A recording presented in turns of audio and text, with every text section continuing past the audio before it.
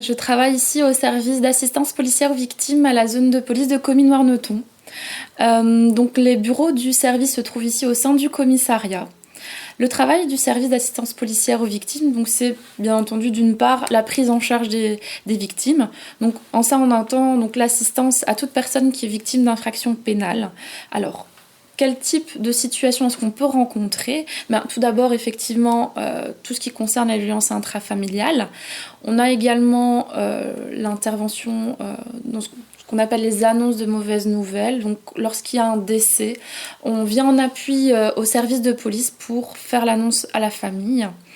On vient prêter assistance également aux victimes de vol, tout ce qui concerne également le phénomène des mœurs, donc attentat à la pudeur, viol, comme vous voyez, ou toute autre situation qui ont un lien avec la victimisation.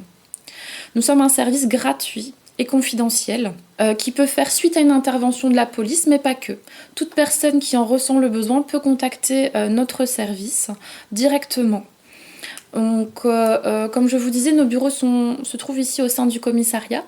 Maintenant, nous pouvons soit s'entretenir au sein des bureaux de police, donc dans le bureau du service d'assistance policière aux victimes, mais on peut se rendre également à domicile ou alors dans tout autre endroit que la personne souhaite, justement de façon à ce qu'elle puisse se sentir à l'aise et surtout en sécurité. Ça, c'est vraiment quelque chose qui est très important. Il faut savoir que le service d'assistance policière aux victimes est un service de première ligne. C'est-à-dire qu'on va apporter une première écoute, un soutien, une information, mais on va également très rapidement orienter la personne vers le service qui sera le plus spécialisé par rapport à ses besoins. Nous avons donc toute cette part de travail avec les victimes, mais on a également au niveau du service un travail qui est plus structurel, c'est-à-dire qu'on va participer à pas mal de plateformes qui sont donc justement en lien avec la thématique des victimes.